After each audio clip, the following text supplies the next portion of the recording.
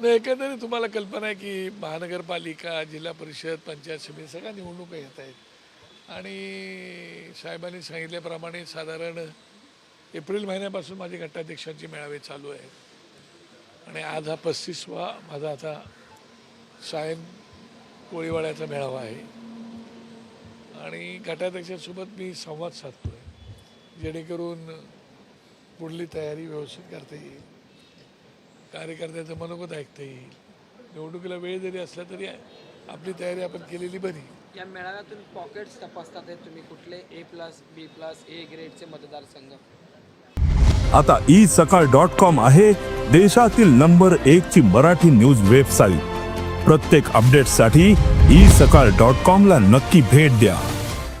हां, सगळ्याच गोष्टी आल्या ना त्याच्यामध्ये, एकंदरीत काय चाललंय काय नाही चाललंय, गटाध्यक्ष किती आहेत नाही आहेत, नवीन किती नेमावे लागत आहेत, काही ठिकाणी बदल करायचे ते बदल करायला पाहिजेत, विभागाध्यक्षांपासून सगळेच, त्याप्रमाणे ती चाचपणी आमच्या सगळ्यांची चालू आहे.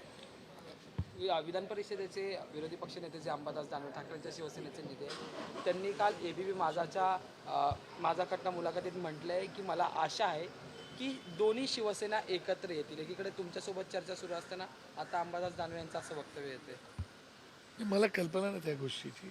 मी माझ्या पक्षाच्या बांधणीवरती कॉन्सन्ट्रेट करतो, एकाग्रता त्याच्यावर आहे माझी. त्याच्यामुळे आता ते काय बोलले त्या विषयात मी काय बोलणार तुमच्यासोबत, कारण शेवटी मी माझ्या पक्षाचा विचार करणार, ते त्यांच्या पक्षाचा विचार करणार.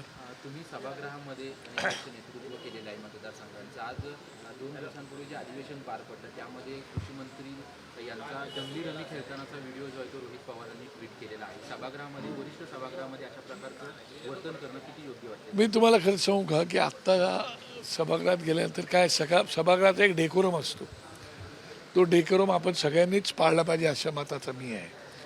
आणि मला वाटते जे मी आता पण पाळत आलेलो आहे की कधी मी कोणाच्या कुटुंबाविषयी बोलत नाही, बिलो तर बेल्ट बोलत नाही आणि वैयक्तिक मी कधी कोणाचं काढत आलेलो नाही.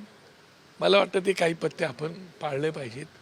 पण आता काय झालं की आता त्या सभागृहामध्ये ज्या पद्धतीने आम्ही ज्या अपेक्षेने भावनेने लोकांच्यासाठी त्या सभागृहात जातो तेव्हा अशा प्रकारची गोष्ट करणे कितपत योग्य आहे याचा ज्याने त्यांनी स्वतःच विचार करायला पाहिजे, मला असं वाटतं.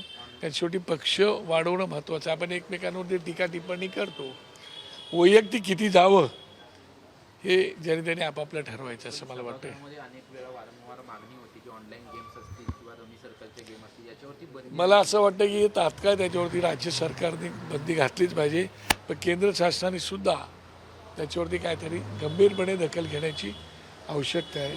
कारण शेवटी तुम्ही तरुण पिढीसोबत खेळत आहात. तरुण पिढीला आपण रोजगार देऊ शकत नाही, बेरोजगार तरुण होत चालले. त्याच्यावरती संपूर्ण महाराष्ट्रात लोक आम्हाला रोजगार मिळत नाही म्हणून तावं फोडून ओरडत आहेत आणि अशा वेळेला मग मुलं काय करणार.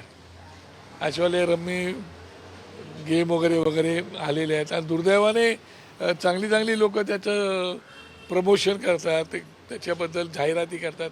हे काही फार काही चांगलं लक्षण भविष्याच्या दृष्टिकोनातून उत्तम म्हणजे चांगलं नाही असं मला स्वतःला वाटते. त्यामुळे या बाबतीमध्ये राज्य सरकारने, खास करून राज्याच्या मुख्यमंत्र्यांनी आणि उपमुख्यमंत्री महोदयांनी लक्ष घातलं पाहिजे असं मला वाटतं. उद्धव ठाकरेंची आज मुलाखत सामनामध्ये प्रकाशित झालेली आहे. मी आणि राज एकत्र आलो आहे, कोणाला काही प्रॉब्लेम आहे का? राज आता माझ्यासोबत आला आहे, मी कधीही फोन करू शकतो. पण मनसेकडून अद्याप त्यावर कोणतीही प्रतिक्रिया आली नाही. त्यावर प्रतिक्रिया याचा विषयच येत नाही, कारण की 2 बंधू आहेत, ते 2 बंधू कधी एकमेकांसोबत बोलू शकतात, बोलतही असतील मला माहिती नाही. अशा वेळेला मी त्याच्यात कसं काय मध्यस्थी करणार आणि बोलणार. त्यामुळे मला असं वाटतं की त्यांची मुलाखत मी अजून आज काही पाहिली नाही, कारण मी सकाळपासून माझे मळ्यावर चालू आहेत. पण गेल्यानंतर मी ती निश्चितपणे वाचेल आणि ती नक्की चांगली असेल. आणि त्यांनी त्यांच्या भावना बोलून दाखवलेल्या आहेत.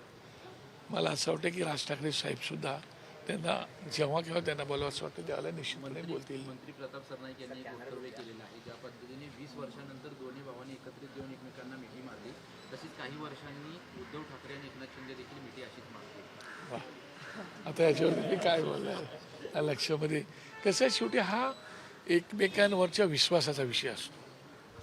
आपण एकमेकांवरती किती विश्वास ठेवतो आणि पुढची वाटचाल कशी करायची ते ज्याने त्याने आपापलं ठरवायचं असो. त्याच्यामुळे आता ते मंत्री महोदय आहेत, खूप सिनियर माणसं आहेत ती, त्याच्यामुळे मी त्याच्या काल आदित्य ठाकरे आणि राज्याचे मुख्यमंत्री देवेंद्र फडणवीस एकाच पंचतारांकित हॉटेलमध्ये अशी बातमी मी पण ऐकली.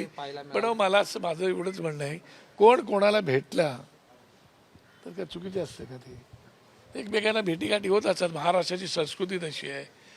इतर राज्यांमधले संस्कृती आणि आपल्या महाराष्ट्राची संस्कृती राजकारणाच्या पलीकडे विचार करण्यासारखी असते आहे, आणि म्हणून एकमेकांना भेटतच असतात. मग भेटल्यानंतर तुम्ही आपलं तुमचं चालू करता, झालं आता जमलं, आता काय आता सुपारी फुटली, एंगेजमेंट झाली, मग आता लग्न होणार नाही का, तुम्ही आपलं तुमचं चालू करता. आता तुम्हाला कोण अडवणार आहे? तुम्हाला स्वातंत्र्य दिले ना घटनेने, तुम्ही स्वातंत्र्य घेताय त्याचं. दोन्ही ठाकरे बंधू एकत्र येणार किंवा मग आगामी दिवसांमध्ये युती होण्यासंदर्भात उद्धव ठाकरे हे वारंवार सकारात्मक बोलताना पाहायला मिळत आहे. आता ते उघडपणे बोलत आहेत. तर तुमच्या पक्षामध्ये सुद्धा म्हणजे मेळाव्यानंतर चर्चा अहो ते आता उघडपणे कुठे बोलले? त्यांनी तर त्या दिवशी भाषणामध्येच डोममध्ये वरळी मेळाव्यामध्ये त्यापासून सुरू झालेली आहे. काय तुम्ही राज ठाकरे साहेबांचं निश्चितपणे भाषण व्यवस्थित ऐका. त्या भाषणातली शेवटची वेळ अशी होती की बाळासाहेबांचं स्वप्न पूर्ण होऊ शकतं असं त्यांनी सांगितलेलं आहे. त्याच्यामुळे त्या विषयावरती वारंवार आपणही प्रश्न विचारतोय, मलाही उत्तर द्यावं लागत आहेत. जे उत्तर देणार आहेत त्यांना तुम्ही प्रॅक्टिकली विचारलं पाहिजे. तुम्ही साहेबांना सतत भेटत असता, बोलत असता काय, त्याच्यामुळे मी तुमच्या त्या विषयावरती कसं बोलणार? त्यापेक्षा तुम्ही साहेबांना सतत त्यांच्या घराच्या बाहेर लावून बसता, त्यांच्या घरात जाऊन ऑफिसला त्यांच्या भेटता, त्याच्यामुळे तुम्हाला उत्तर तिकडे सापडणार आहे. ठीक आहे, बरं झालं.